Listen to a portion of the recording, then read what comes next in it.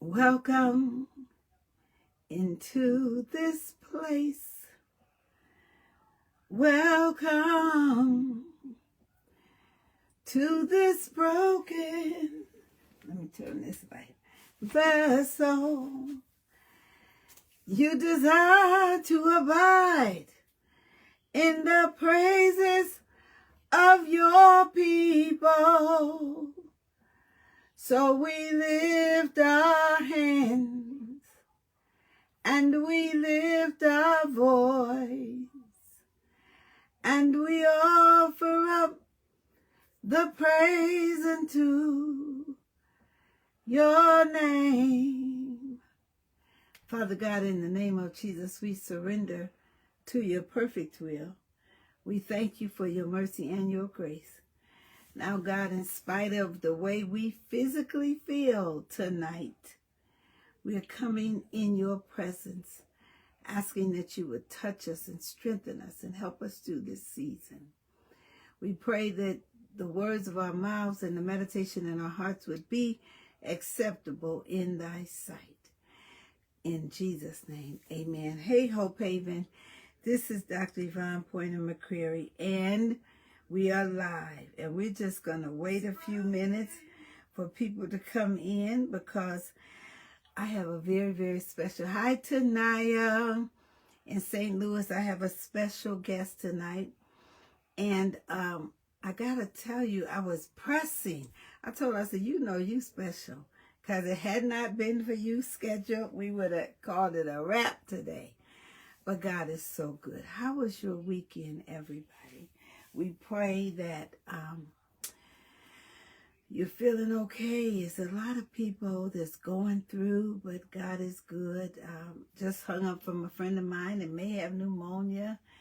And so what we want to do is just take care of ourselves, right? So we're grateful for the Hope Haven. We're grateful for the first 24. Would you do me a favor and go ahead and start sharing this to your page? Let everyone know that we do have a guest. We're grateful for the first 24 and for how we get up, wash our face, brush our teeth. And for the first 24 minutes of the day, we come into the presence of God. You know why? Because we need him, don't we?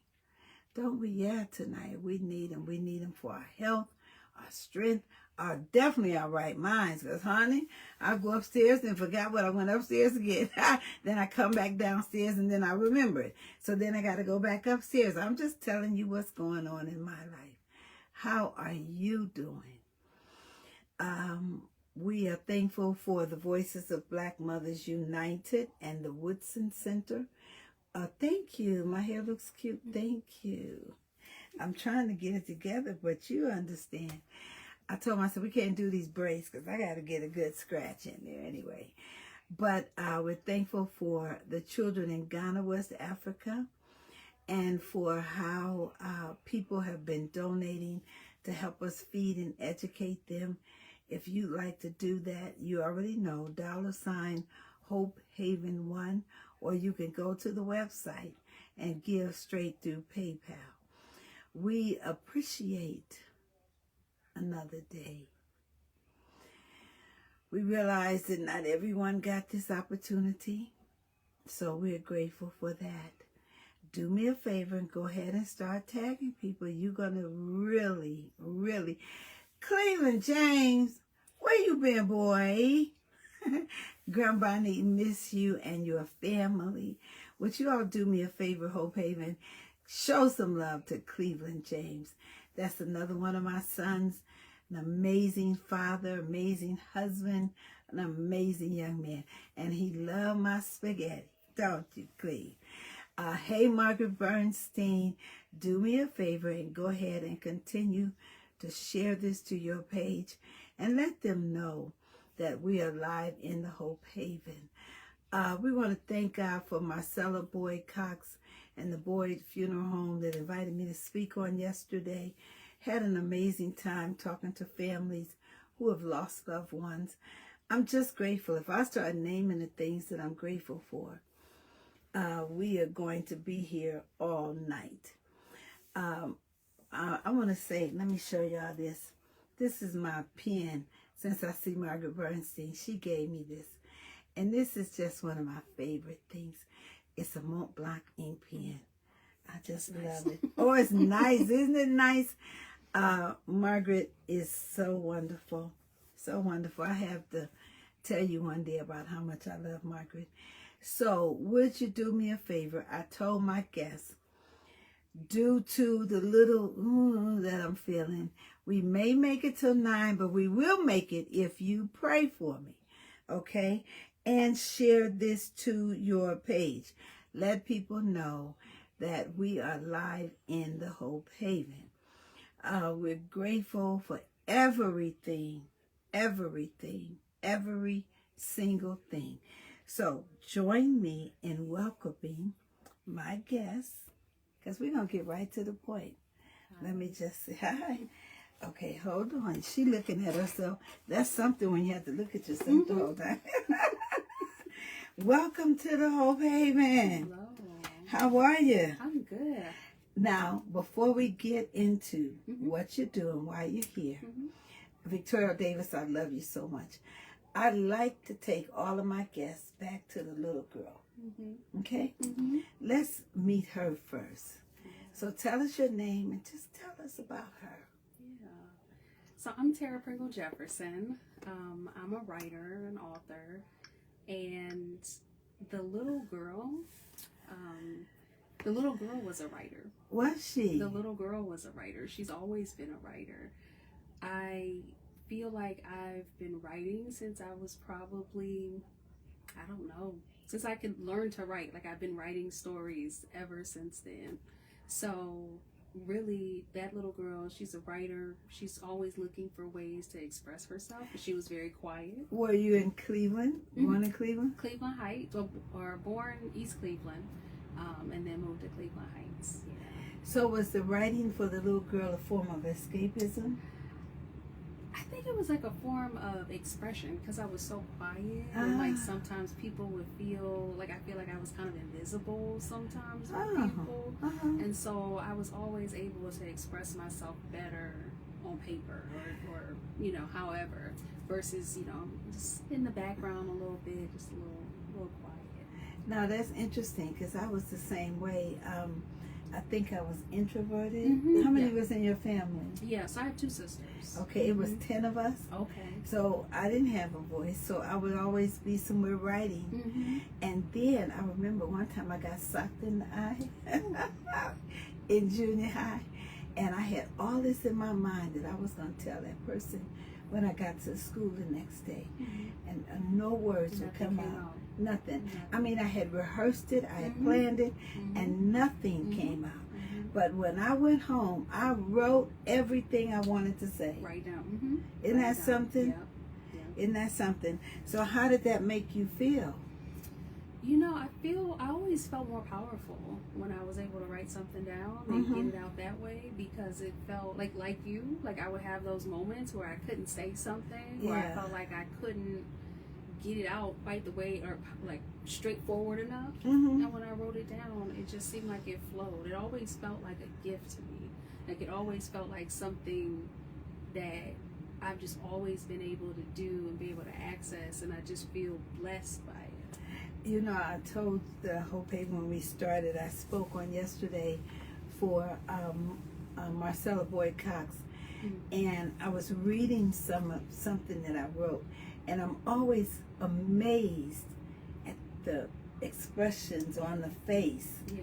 I'm thinking, oh my God, they're relating, they're feeling it, they're connecting. Yeah. So you went to Shaw, or Cleveland Heights High? Yeah, well, I went to Regina. Yeah, I went to Regina High School. Yeah, all girls school. Okay. And that was helpful because, again, I've been quiet my whole life. My parents really sacrificed in order for me to be able to attend a private school, and that was helpful for me to really learn to find my voice. Right. Wow. Really learn how to find my voice because it was all girls. There weren't any boys. I wasn't getting You distracted. weren't distracted, I yeah. wasn't distracted. Yeah, yeah. Yeah. Now, how did Regina do their prom? She brought your dates from outside? It was hard. The girls had to try to find a guy from somewhere. Yeah. Because I think at the time they didn't really let you go by yourself, which is kind of hard. Because like, where are you gonna find a boy at? Because there's no boys. Yeah. But yeah, you just found somebody. Did you go to college? I did. What college? I went to did Kent State. Okay. Yeah. I went to Kent State And- and majored in journalism. Oh, did you? Yes. Mm-hmm. So, I'm sorry, Hope Haven, about the phone. Don't worry about it. So, you majored in journalism. Hi, Terry, Myra, hello, Kavana, Deontay Young, another writer, yeah. Hey. So, you went to Kent State, Mm-hmm. and you majored in journalism. Mm-hmm. Then what happened? Well, I went to Kent State, majored in journalism, and at Kent State, that's when I had my daughter. I got pregnant with her my junior year. Okay. And What's her then name? Ayana. Ayana, that's Mhm. pretty. Yeah. So, and Ayana is now in college. So No, stop it. Mhm, Stop mhm. it. My college baby is in college now. You don't Yes. look old enough I to know. have a college I baby. know. That's what people tell me all the time. She's a sophomore. So Get Yeah. out of here. yeah. You yeah. look about 25. Yeah, I know. When we go out together, people are like, "Are you the big sister?" No, I'm her mom. So yeah, Wow. her birthday's Thursday. She's gonna be 19. Which is, Wow. yeah. And what college is she in? She's at DePaul in Chicago. Okay. Yeah.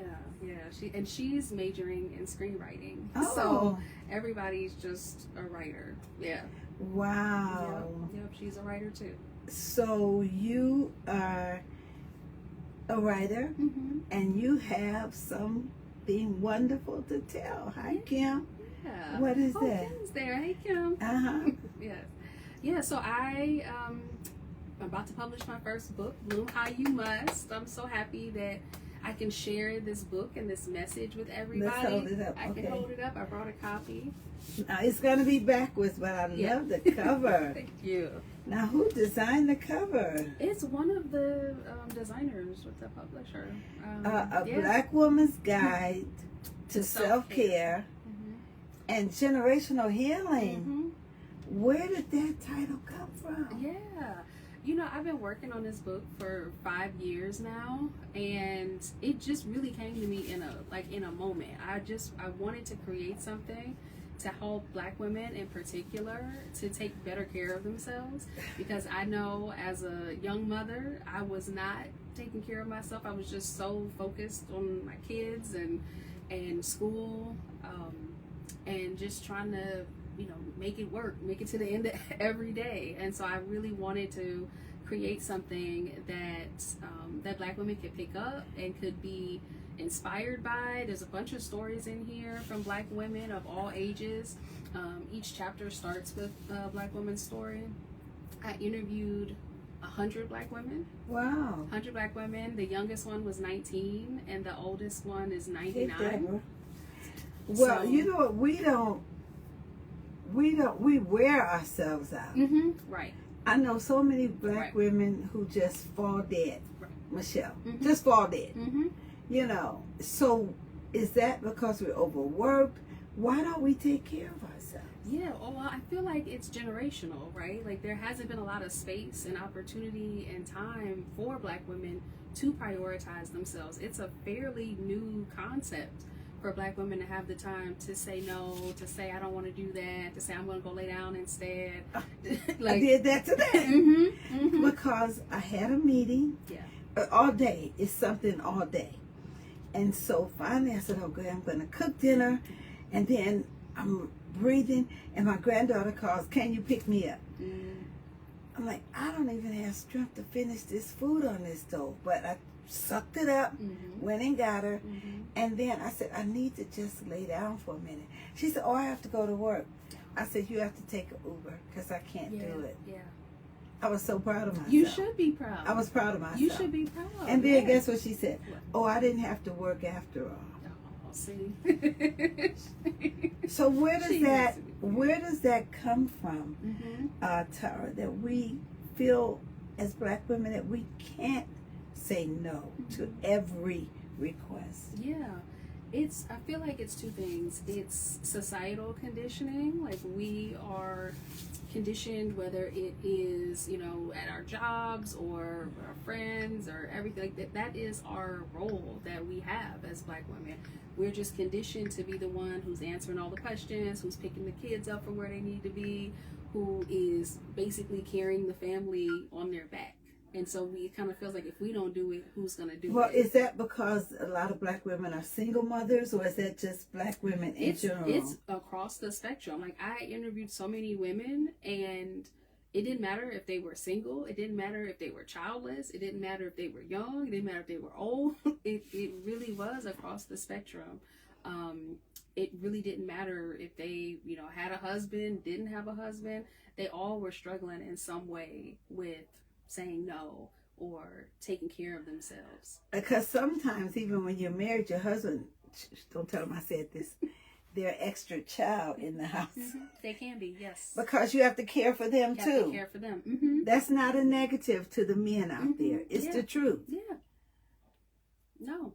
And that's something that I saw as well in the interviews. A lot of the married women would say, it's a lot of work. Like, all of the things that you have to juggle your job, you have to juggle your marriage, you have to juggle your kids, you have to juggle your family or your church obligations or any volunteer work that you're doing.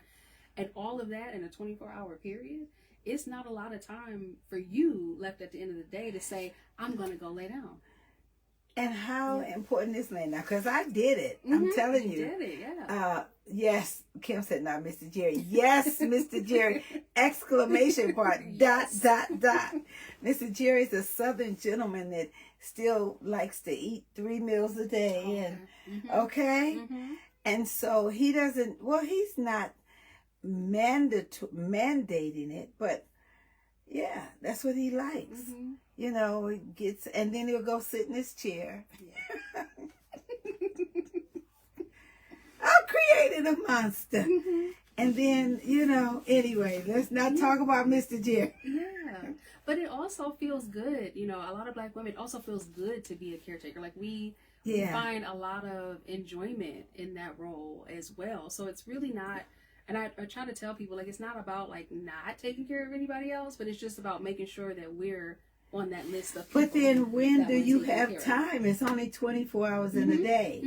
So are you suggesting that, when I went to Europe, they had this one city we went to, I don't know if it was in Italy or whatever, but everybody shut down for the afternoon and went to the beach. Yeah. So you going to try to shop, and every shop in the city, in the village was closed. Where's everybody else? They took a siesta. Yeah, so unfortunately, I wish we lived in a country that had a siesta or had built-in rest to it. So because we don't live in a society like that, we have to try to create a society like that. And it's stuff like you did today with telling your granddaughter, hey, I love you and I want you to get to where you need to go, but an Uber is a good choice for you right now. Yeah. It's making little decisions like that add up over time. So you already, No, I still got it bad because. You still got it bad. Yeah, I still got it bad. I'm giving you too much credit. Yeah, I mean, I got it bad. You got it bad. I got it bad. But it's good too because it gives us a sense of being. Yeah. How about that? Yeah, a sense of being, a sense of self-love, a sense of. I always say too that I don't believe that God created us to be so worn out and so just on the verge of passing out from exhaustion all the time. I really do believe that God wants us to take care of ourselves. I really do. I think, is that a learned behavior? Yeah. Because how do you do it? Yeah. When we wake up, we hit the floor running. We hit the ground running. And then you don't stop running until it's time to go to bed. Yeah. A lot of the women in the book, when we talked about it, and I asked them, who taught you how to take care of yourself? And so I asked them about their moms. I'd ask them about their grandma, what they saw when they were growing up. And so many people had these wonderful moms who were just completely, like you were saying, wake up in the morning, feet hit the floor, they're making breakfast, they're cleaning up, they're taking kids places, they're packing lunches, doing the laundry, that never ending laundry. Exactly. What about dishes? I think, where does these dishes come from in this sink? Didn't I just wash those dishes? It's always dishes in the sink. It's dishes in my sink right now that I gotta look at when I get home. But you know what? I'm gonna tell you something. You all do me a favor and share. There was a time I wouldn't go to bed unless every dish was out of that sink. Now I'll be like, I'll wash it tomorrow. Yeah. I'm just thinking that at some point, remember our old aunties and grandmas?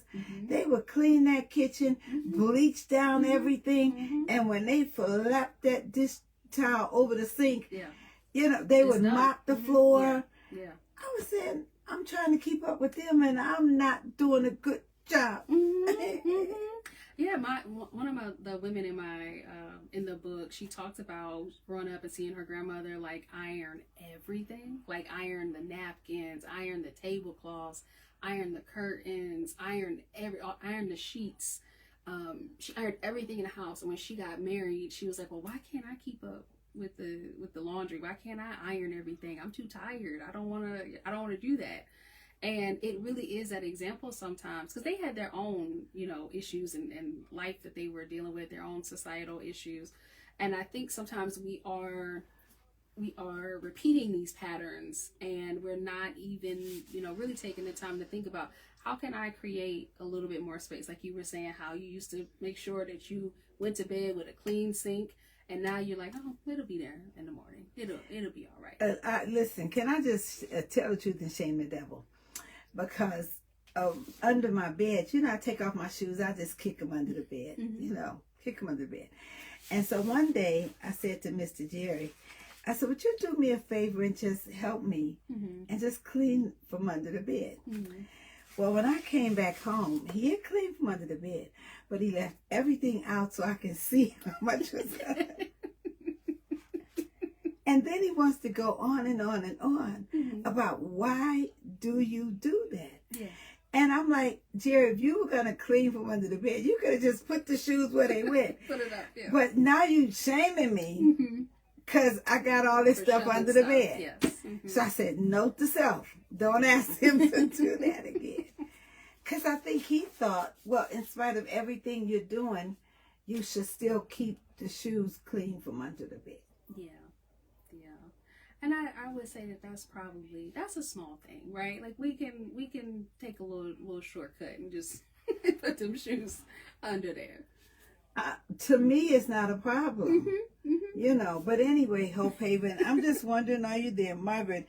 Beyond the housework is the energy expended in taking care of the community. Exactly. Yeah, housework is big. Taking care of kids is big. Being active in your community, while it can give, a sense of purpose and it can help you feel connected to something greater than yourself, that also does take a toll. So it's always important to think about what your capacity is in any given season. So like earlier today, I had a board meeting, and one of the women who was vice president of the board, she's stepping down because she's in the midst of adopting. And she said, I'm not going to have time to do, this at the same level. And so she's proactively, they don't have a date for the adoption yet. She's hoping it happens in 2026, but she's proactively thinking about what her capacity is and how she can kind of right size her schedule, right size her environment, her day-to-day life, so that a new baby can kind of... Is that like setting priorities? Setting priorities and thinking about, again, if we are... One of the things that I really try to hammer home in this book excuse me, is that for Black women, we sometimes lose touch with our humanity, right?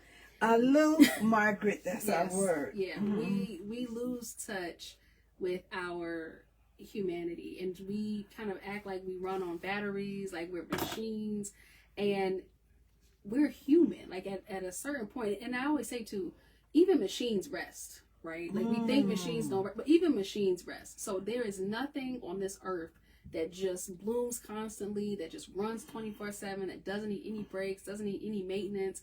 There's nothing on this planet that does that. And so we act like we're the exception to that. What about on the seventh day, even God rested? Even God rested. Yes. Yes. This is so wonderful. Listen, we have Tara Pringle Jefferson with us tonight, and her book, A Black Woman's Guide to Self-Care and Generational Healing. So, Big Mama and them, I mean, they had a baby and went back to the field the same day. Same day. Yeah. Yeah. And that is I would say even a subconscious like pattern or subconscious example that a lot of us have. It's like, okay, well, a lot of women now, they may have like a 6-week or a 12-week or 5-month maternity leave and feel like we're doing something. Like, why can't we do what our big mama used to do and our grandma and all the women? But I think, really, if we think about it, it is something that I feel like that's something that my ancestors would want for me. Like, they would want for me to not be as tired as they were. They would want for me to work hard. Like, don't get me wrong, work hard and achieve my goals and go for it. But they would want me to be able to take a nap if I'm tired. And listen, my husband is a nap taker. And I fought it with 2 fists, Deontay. Put him up. Right. Because he would say, you need to take a nap. And I thought he was calling me old. I'm not no old lady. I don't need to take a nap. And then when I started, I realized, oh, this is really nice. It's nice. Yeah. But then some days when I take a nap, I leave the planet. I'll lay down at 6 and take a nap. And I guarantee you it's 6 the next morning when I wake up. Yeah. I'm like, what kind of nap was that? Yeah. Now, do you take a nap? I do. You're too young to take a nap. I do take naps. I do. When I feel you all take naps? Yeah. Tell me whether you do or not. When I feel like my body needs it, I'll take a nap. How many of times have they said, listen to your bodies? Yeah, listen to your bodies. Or even if I don't take a nap, I'll go lay down. Yeah. So, do you turn your mind off? I do. I try to turn my mind off. I used to host these, I call them decompression sessions online. And I used to host them at about 9 p.m. and we would gather together online and we would do a 3-part like wind down to help people go to bed. Why don't you still do that? I need to do it. I paused it so I can write the book and focus on that. But it's a 3-part system. So it's, you get together, we talk a little bit, just like what's going on, how you doing, feel kind of heavy, okay. Then we do some journaling. So we'll write down whatever's bothering us, and then we just trust that the paper will hold our worries or our concerns or whatever thoughts that are swirling around in our head. The paper will hold it until the next morning. And then we will do some breath work, and we will breathe probably like 10-15 minutes of like slow, intentional breathing. And before you know it, like half the people on the call are asleep. Wow. Half the people on the call are asleep, because it's just a matter of that like bedtime routine and like looking forward to resting your body. Because so often, and I write about this in the book, like Black women in particular, we're tired, but it doesn't mean anything because we just keep going. But for a lot of us, and it doesn't mean anything to the people in your life. Yeah. You can say, I'm tired, but Mom, can you, or honey, could you? And so that's when we have to work on a no that's acceptable. Yeah.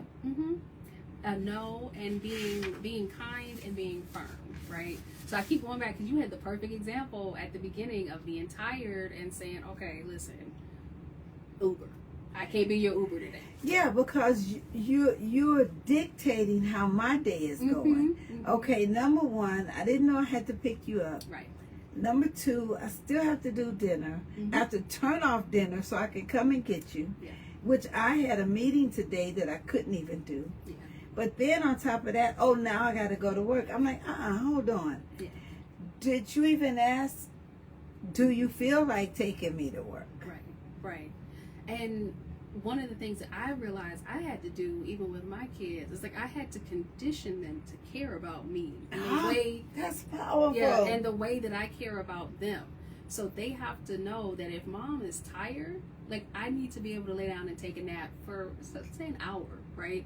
Undisturbed. I had to condition them to care about. That is powerful. Well, not just your kids, your husband too. Your everybody. You know. Yeah, condition them because they. That's so good. I say to people all the time, like my kids, they think I can do everything. They think I'm like this endless source of energy. And I found myself getting angry because they're asking me to do stuff all the time. And I'm like, well, I always say yes. I always say yes. So they think if they ask, it's going to be yes.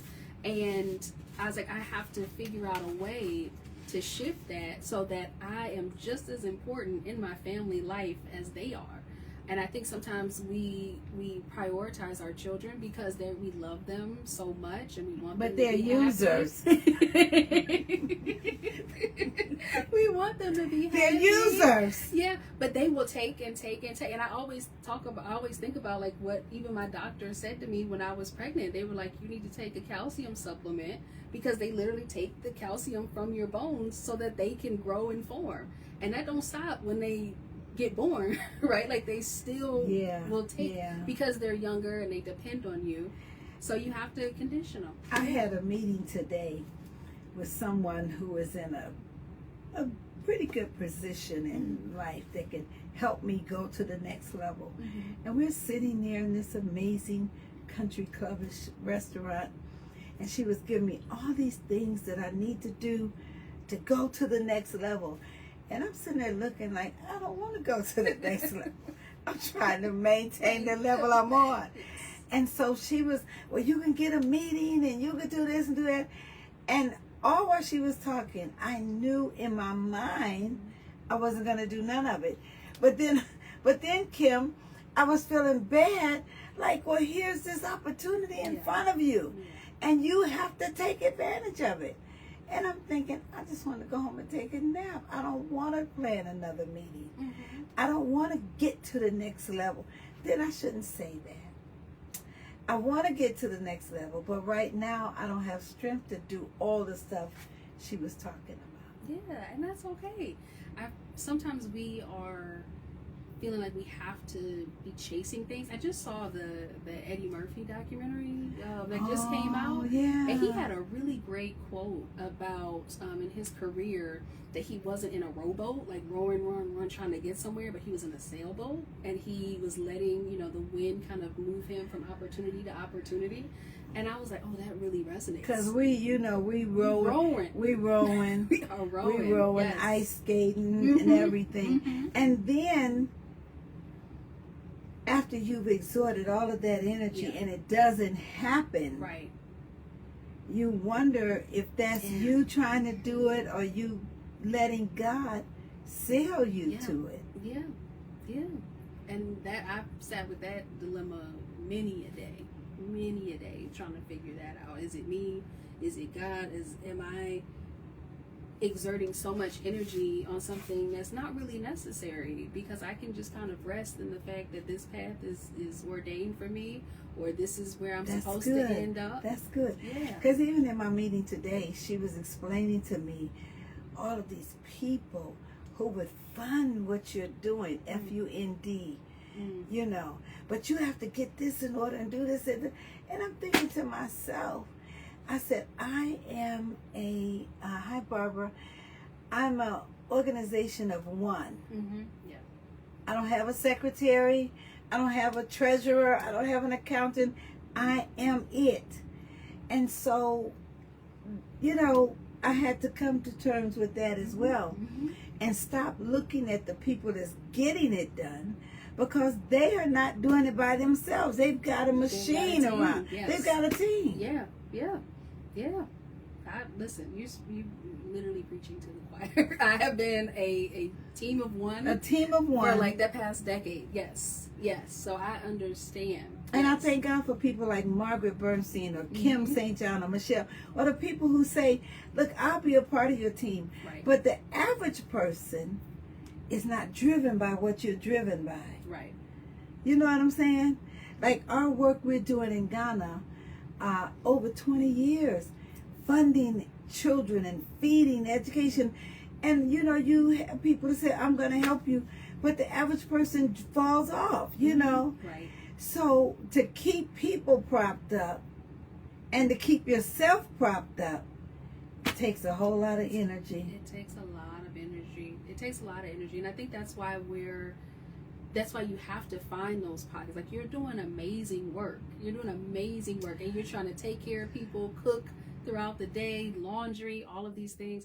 So there has to be a pocket of your life that is just for you, that you protect. So people, you know, I think Black women, we're accustomed to giving 125%, and we need to learn to be okay with giving like 75%. But we don't know how to do that. And so getting this book, is that going to help them?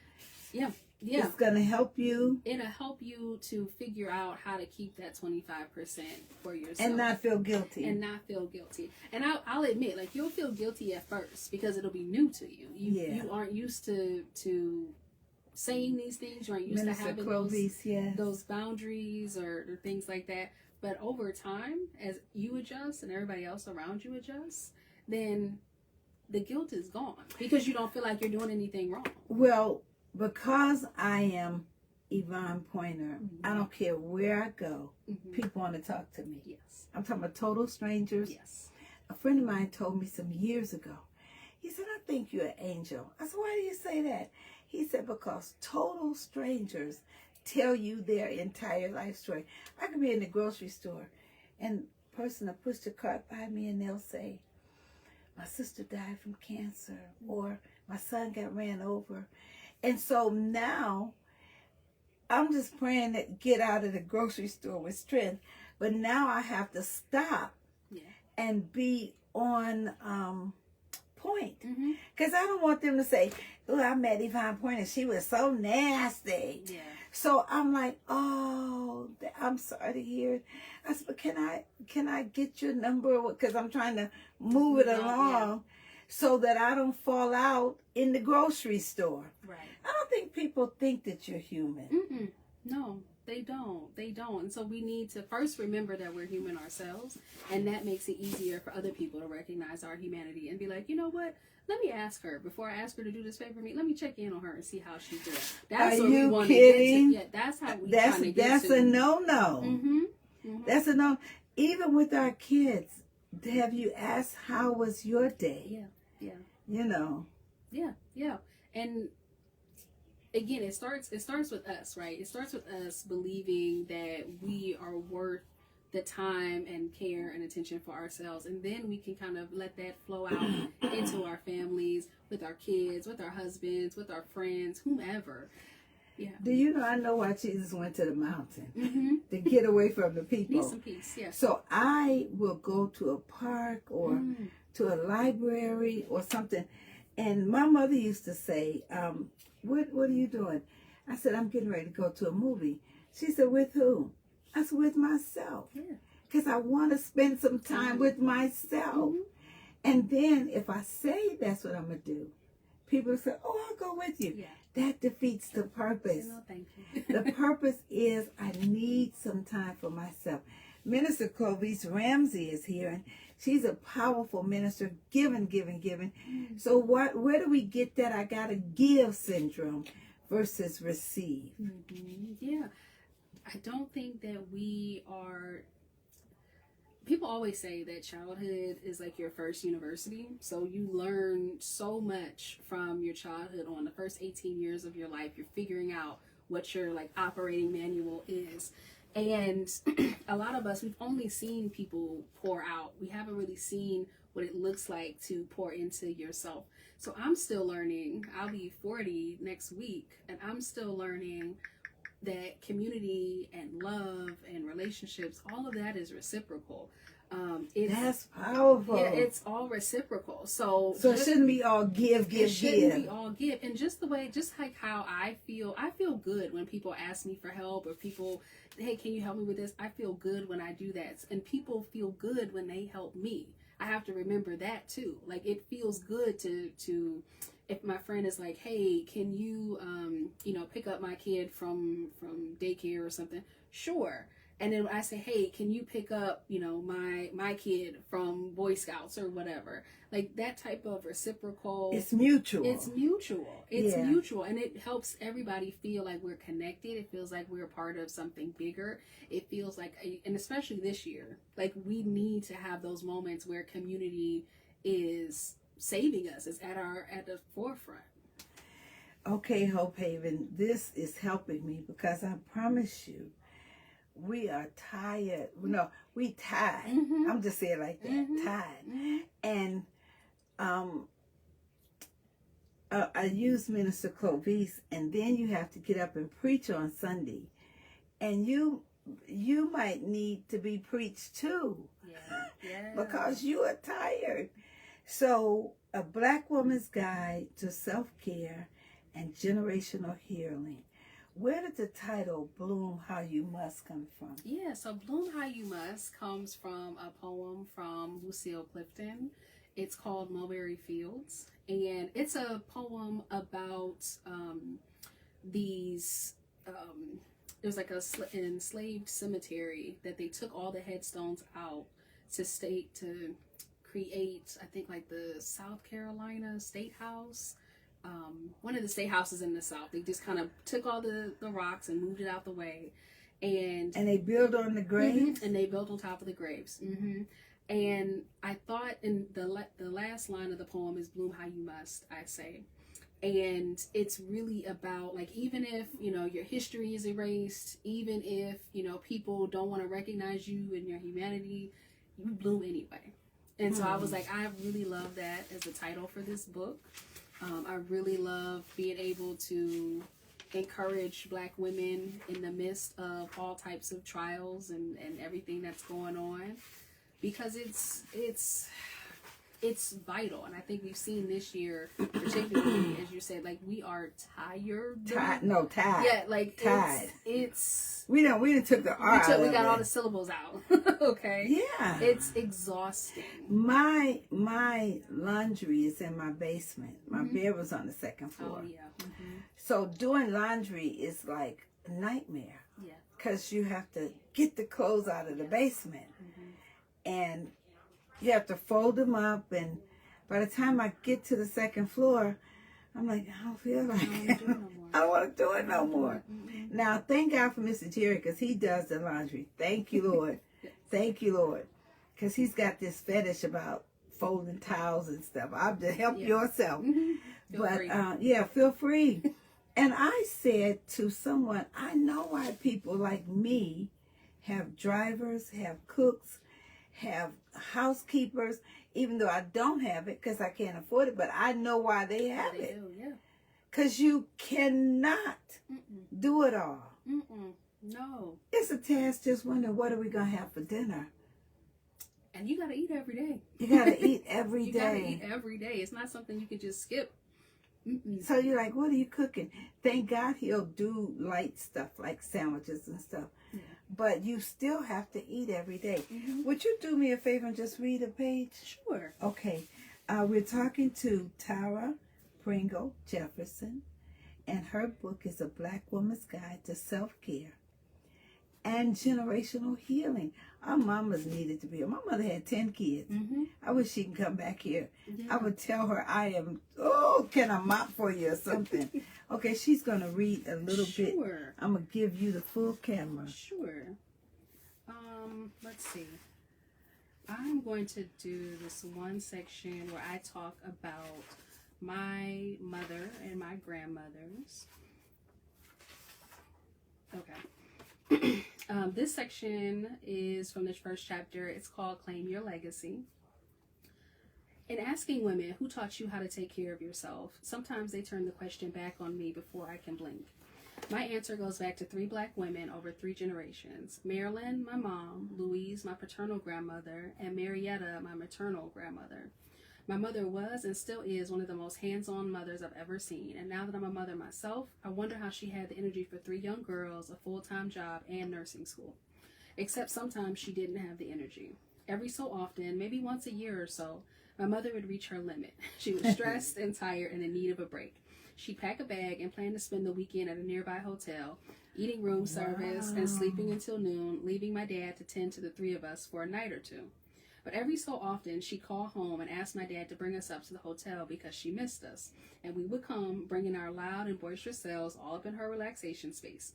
From her example, I learned, for better or for worse, that being a mother is all-encompassing and that sacrifice is the name of the game. I spent a good chunk of summers as a child with my grandmother Louise in Buffalo, New York.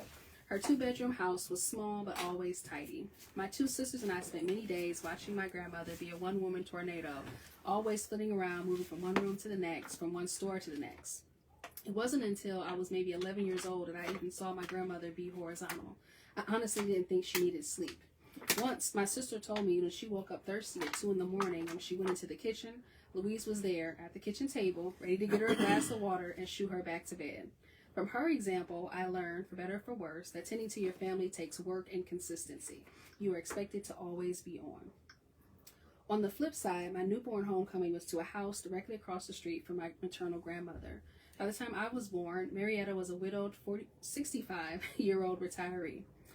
Every day at noon, right after The Price is Right, but before the soaps, my grandmother would summon all 3 of us into her full-size bed, tuck us in under a heavy blanket, no matter the season, and command us to rest for a minimum of 1 hour. Surely, this was a 70-year-old woman ploy to get some rest herself in the middle of the day. On those days when we were too wound up to nap correctly, she would lay on the outer boundary of the mattress, using her body as a soft, warm barrier between us and playtime. Now, she'd instruct us, it's time to rest. Even as a teen, when I was far past the midday nap that you would usually associate with toddlers, she packed the blanket and expected me to get in, so I did. When I woke up an hour or so later, usually sticky with sweat, she'd be in her favorite chair that straddled the living room and dining room, chuckling at her stories and feeling ready for the second half of her shift as babysitter. In her way, she was offering a lesson. Power down sometimes. You can't run yourself into the ground no matter how helpful you want to be. It doesn't escape me that my most enduring lessons on rest came from the eldest member of my family, a full generation ahead of my paternal grandmother. She had learned to lean into the ease that age brings. That's my self-care legacy. There's more work than rest, but rest is there. That's a little bit from Bloom How You Must. So now how can people, I want to set this right, how can they get the book? Yeah. So you can go to my website, TaraPringleJefferson.com /books, and all the links to purchase it will be there. Yeah, and it comes out officially December 2nd, so we're about 2 weeks away. And if you order it now, I do think they're starting to ship, so you'll probably get it before December 2nd. But yeah, go to my website and yeah. And who is your publisher? And what was that process like? Yeah, so my book is published with Amistad. It's an imprint of HarperCollins, and it is one of the, I think it is the oldest publisher that publishes books by Black authors. And I feel really fortunate that I wound up with them because my entire book team, my editor, my publicist, everybody is a Black woman. And it's really made the publishing process so much easier because I don't have to explain that much about what I'm trying to do or what I'm writing.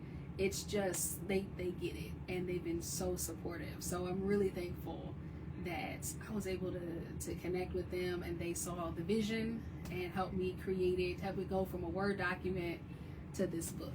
So how important is it for Black women to tell their stories? Because we all have stories to tell. Mm-hmm. You know, one of the things that I love the most about doing all of the interviews with Black women is that I asked people to help me find Black women that I wanted to interview, that I wanted to include in the book. And a lot of the women that I interviewed, they would say, well, why do you want to talk to me? Like, what? I'm nobody special. I'm just a regular person.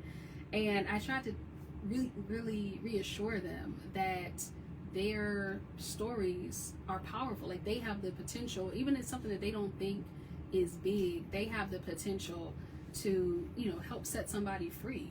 And they've helped set me free and just listening to their stories. So I'm really grateful. And it's telling your story is one of the most powerful things you can do, because you never know how what could be a small detail to you can really change the trajectory of somebody else's life. We have a lot of writers here tonight that might drop the towel one day. She knows who I'm talking about. My husband is a talker. Now, a lot of times they say men don't talk. Yeah. I'm not that fortunate. He talks all day about everything and nothing. He might want to talk for an hour about Steve Harvey. And I don't want to hear that, because I've been in all these meetings. You know, I got to cook dinner. And so how do we say no and don't offend? Because I'm very careful how I say, honey, you told me that 15 times yesterday. Yes. So y'all tell them I'm talking about it. Hey, Sonia. Yeah, no, I think when you lead with love, right? You lead with love, and maybe it's a thing where you really set aside, you know, when you first see each other at the end of the day, whatever, you set aside, you know, 30 minutes or so. And you ask them questions, you let them talk, blah, blah, blah, and you say, okay, now I'm going to go upstairs and lay down for 30 minutes or whatever. You gave him 30 minutes, you give yourself 30 minutes. It's that type of, you know, give and take. And again, leading with love and remembering that people love you, right? Sometimes it feels like they won't love us if we set boundaries or if we say I need something for myself, but they will. They will love you. They will continue to love you. Well, I know I'm not on any boards. I used to be. And then one day I was sitting there thinking, why are you even here? You know, I just started doing an evaluation. Why are you doing this? Well, sometimes because you might want to feel important, or you want to think people think you're important. But what you're really doing, in my mind, you're wasting your time because you're not fully here. You're not present. Your body is here. So I resigned, and I was like, because this is not what I'm supposed to be doing. How do we even get to what we're supposed to be doing? Yeah. I love that you had that moment of recognizing that within yourself. I think that's partially why I wrote the book, because there usually needs to be some catalyst, right? Like there usually needs to be something that happens that gives us enough breathing room to really reflect. And so like how you were saying that you like to go, you were trying to go to the movies by yourself, or you're trying to go to the park.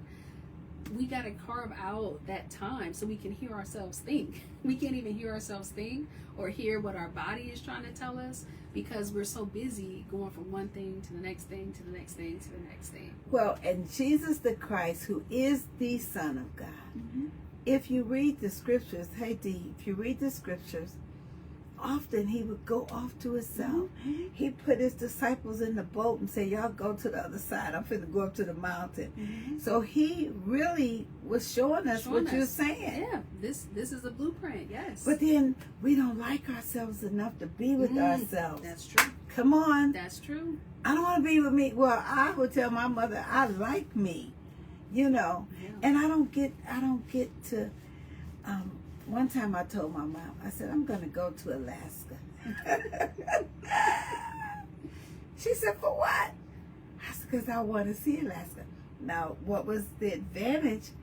None of my black friends wanted to go to Alaska because they were under the assumption it was igloos and Eskimos and snow. Right. And so when I tried to get somebody that wanted to go with me, nobody wanted to do it. So Sonia, I just went by myself. I went with myself and had an amazing adventure. Hope Haven, when was the last time you went somewhere with yourself? You just said, I'm going to go with myself to the art museum. I'm going to go with myself to the zoo. When I get to Birmingham, Brother Jerry knows I love the library. So he scouts out all these libraries for me to go to. Yeah, he's a good guy. Yeah. Then he goes and get his cup of coffee and sit in the corner while I just browse around and, oh, look at that book. Oh, look at this book. And then he said, do you want to go to another one? I love the zoo. Mm-hmm. Just walking through the zoo. Anyway, Michelle, we are so excited. We're so excited about this, and you're learning this so young. Yeah, trying to. Yeah. And then I'm from that generation. Every meal has to have a dessert. Mm-hmm. Yeah. I'm like, what is wrong with you? The other day I'm passing out, and I'm making a pound cake. Mm-hmm. I said, you are passing out. Yeah. You don't need to make this pound cake. And I'm overriding it. Yeah. And then the pound cake was made. Now what you gonna do with the pound cake? Yeah. There's nobody here to even eat it. So I try my best to eat most of it. I'm sorry. I'm telling on myself, Yeah. Sonia. Yes. So you have to listen to that Mm-hmm. part of you that says that's enough. Yeah. And listen, the more that you listen, the easier that it becomes to listen to that voice. If you are out of practice with listening to yourself, eventually, like, your body will get the message. Your body and mind will get the message. She's not listening to me, so I'm just gonna kind of go on silent. And you have to really, at that point, work really hard to kind of get things back in alignment. And so it's best to stop and take a minute and just say, I'm gonna do it this one time. This one time I'm not gonna make this pound cake. I'm gonna go lay down and rest. So this one time I'm not gonna pick my granddaughter. I'm just gonna try one time, see how it feels. And then you'll kind of take those little baby steps and say, okay, the world didn't end.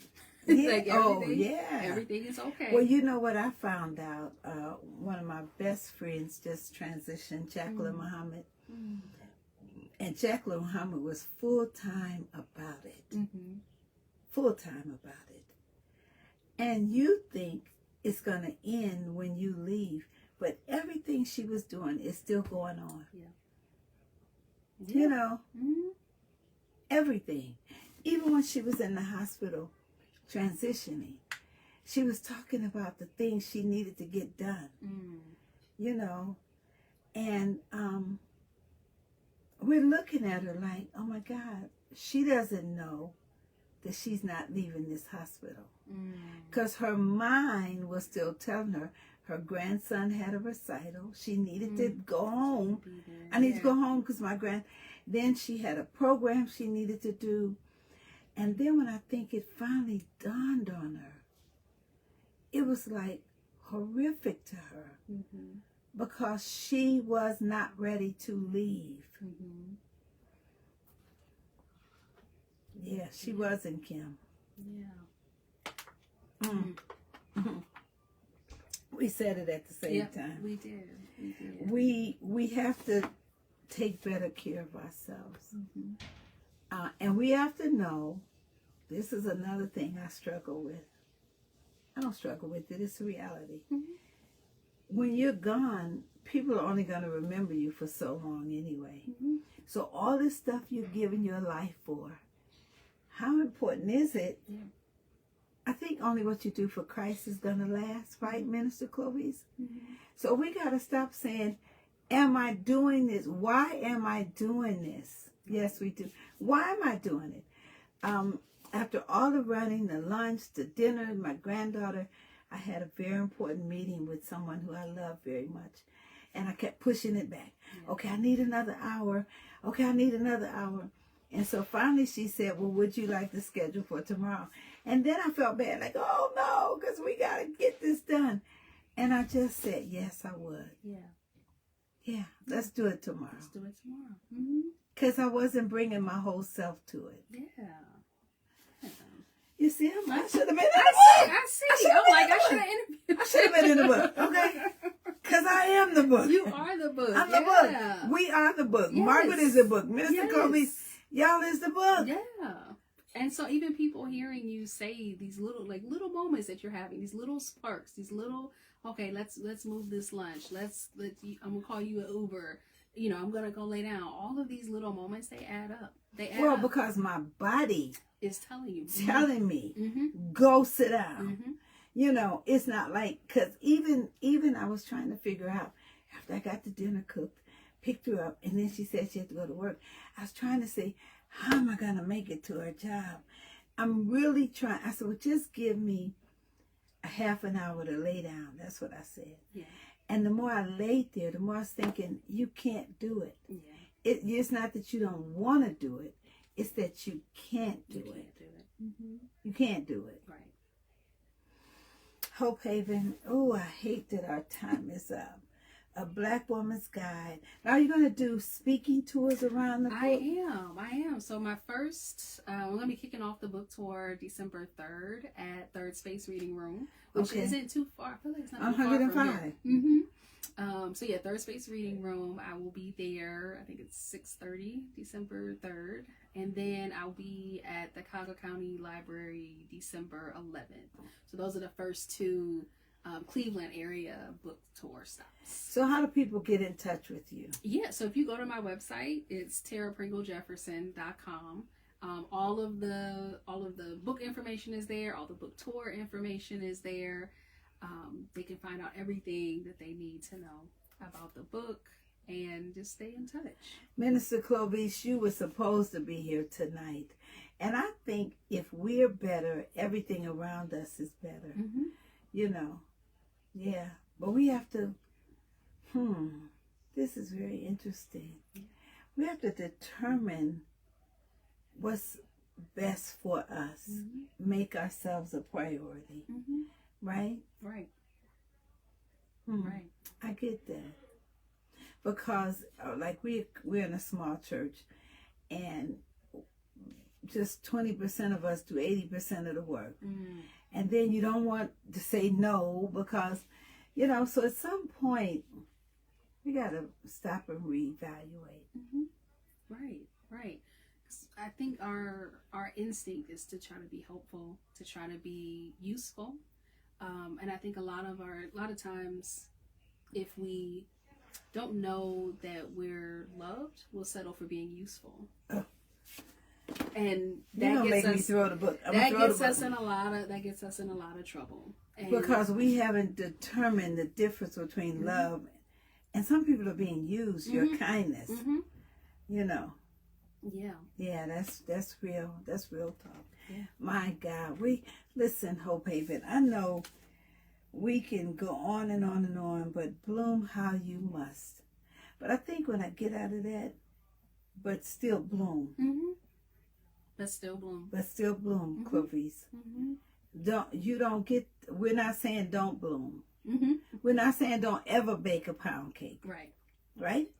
It's just, if you don't feel like it, don't do it. You know. Right. I have a friend right now because I make yeast rolls. Ooh, I do. Yeah. And she wants me to make her some, and I'm gonna do it. I'm gonna do it, Cleveland. I love you so much. But yeast rolls take about 5 hours to make. Ooh. You don't just make a yeast roll. Yeah. You have to let them rise, and then you got to roll them out and let them rise. And so when people ask me to do things, I'm learning. Mm-hmm.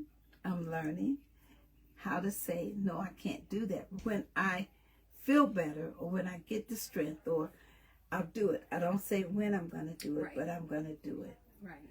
A rose out of the concrete. Mm-hmm. Yeah. I'm getting that.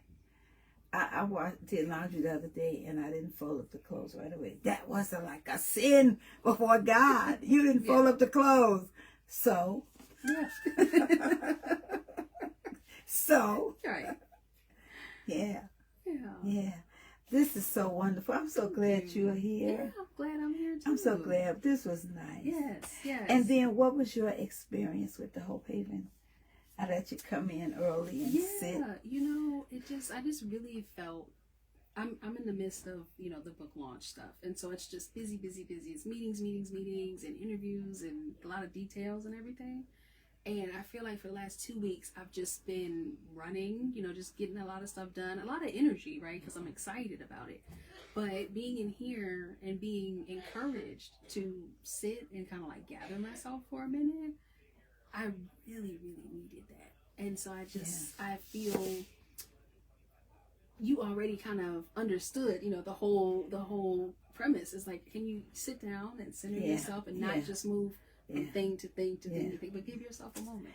I've had judges, people who were running for judge in the last election. Mm-hmm. They would come and one of them curled up on the couch and went to sleep. Went to sleep, yeah. And I went and got her a blanket and just covered her up, you know. Now, somebody might say, oh my God, that's Judge so-and-so. But I understood the assignment. Yeah. And it was to rest. Let's see, when I hear bloom how you must, I think of a rose growing out between concrete. Exactly. Because a rose is going to grow. It's going to do it. It's going to grow. So you can cover it with concrete if you want, but it's going to grow. Thank you so much. Thank you. This has been an interesting hour. It has. And thank you for my book. Yes, of course. I'm going to read it. I promise you. I'll be traveling soon, and so I'm gathering my books. Tamika Reed Sims will be here on Wednesday, and her new book is out. Oh, I love it. So I'm going to just take my books. And one thing I was fussing about going to Alabama because it's so slow, I would say. But I get a chance to read. Yeah, so that'll be nice. Yeah, get a chance to have a slower pace. That's something how people, you got to take time to even do that. Yeah. Sometimes I take my book and I just go sit in the park and I read. And read, yep. Yeah. Yeah. I guess I got it. I got it. But I need to get it some more. And turn off those ovens. So anyway, Hope Haven, we love you. Tara Pringle Jefferson. Tell them your website again. Yeah, so it's Tara Pringle Jefferson. I'm sorry, Tara, I said it wrong. It's okay. TaraPringleJefferson.com, and all of the information is on there. Well, thank you so much. Thank you. Hope, I like to give them a homework assignment. Everybody. So if you said, this is what I want you to do for homework, what would you say? I would say that, what is this, Monday? So tomorrow, Tuesday, 30 minutes for yourself. You can take your phone, you can take whatever timer, your watch, whatever it is that you have, and take 30 minutes by yourself to read a book, to lay down in the bed, to, I don't know if you like to crochet, you like to knit, whatever it is that you like to do, do that. Take 30 minutes. 30 minutes. Any time of the day. Any time of the day. It could be right when you wake up. It could be right when you get home from work. It could be on your lunch break. But just take 30 minutes. And if somebody comes to you during that time, you say, come back in 25 minutes when I'm done with this. You know, it's so interesting. When my children were little, I would always read. And so they're, Mom, wait a minute. I said, excuse me, what is this in my hand? Yeah. A book? What do you do when you see a book in my hand? We don't talk to you. Yeah. Exactly. Yeah. Yeah. Hope Haven, we love you so much. Take 30 minutes. 30 minutes. God bless you.